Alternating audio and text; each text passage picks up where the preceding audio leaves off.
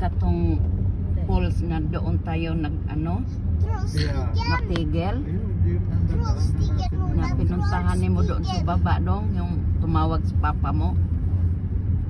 Tanda mo yun? Sa 20%. Yan.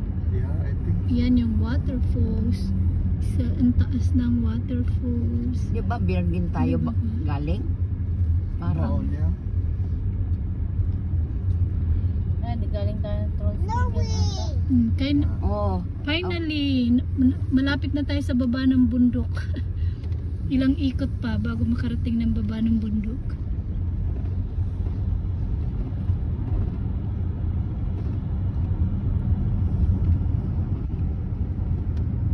Ano din siya, kung tinuruan lang ako ng babaeng cashier, naka 1,000 euro, 1,000 Swiss franc din sana ako noon. Panalo? Oo.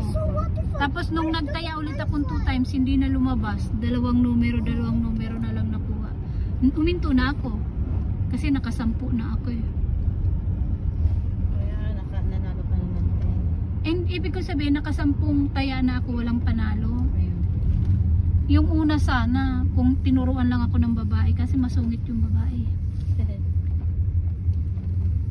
Pinaulit niya ako ng sulat 2 beses, eh hindi ko pa rin maintindihan na 7 pala kailangan. Yeah? Almost there, kuya.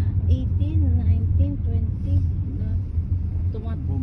Bumagal tayo kasi going down 10 minutes, kuya. 10 minutes Kasi again. hindi makapag-drive si daddy fast. Kasi yung road, it's farly. They are farly, hindi pwede mag-shore ng fort. You can ikishore fort for the days of they farly.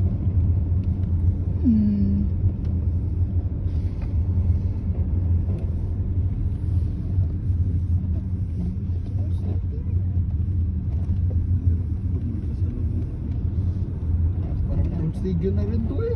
Oo nga, yung style ng daan, Trolls Stigil. Ayun yun, baba. Malayo pa pala kami sa baba ng bundok. Stigil is makita mo talaga yung dinaanan mo. From top to bottom. Yun lang. Camping doon. Tent lang. Pwede mo gawin. May nag-tent, camping siya ng tent. Pwede mag-camping dito. Pwede ka, ate. Diyos.